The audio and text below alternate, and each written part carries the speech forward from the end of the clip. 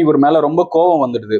அதோட அவர் இருக்க அந்த ரூமை கிளீன் பண்றதையும் ஸ்டாப் பண்ணிட்டாங்க. வீட்டுல இருக்க குடோன் மாதிரி அதை யூஸ் பண்ண ஆரம்பிச்சிட்டாங்க. தேவையில்லாத பொருள் எல்லாம் அங்க கொண்டு கொட்டுறது, ஃபுட்டு அவருக்கு கொடுக்காம இருக்கிறது. இது மூலயமா என்ன ஆயிடுச்சுன்னா, அவருக்கு உடல்நிலை ரொம்ப மோசமாயி கிரிக்கர் அந்த இருக்க அந்த வண்டு ஒரு டைமுக்கு மேல இறந்துடுது.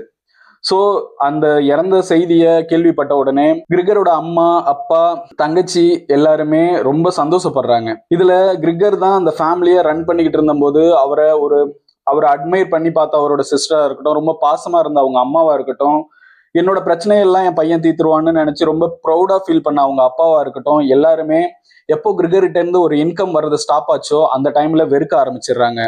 ஸோ இது வந்து ஒரு பிட்டர் ட்ரூத்தா ஹியூமனோட நேச்சரா இதுல ஆத்தர் சொல்றாரு. என்ன சொல்ற வர்றாருன்னா, நம்மளோட தேவைகள் இங்க எப்போ நிறுத்தப்படுதோ அந்த நேரத்துல நமக்கான இம்பார்ட்டன்ஸும் கம்மி பண்ணிடுவாங்க அப்படிங்கிறத இன்டைரக்டா காஃப்காங்கிற ஆத்தர் இந்த புக் மூலயமா சொல்றாரு.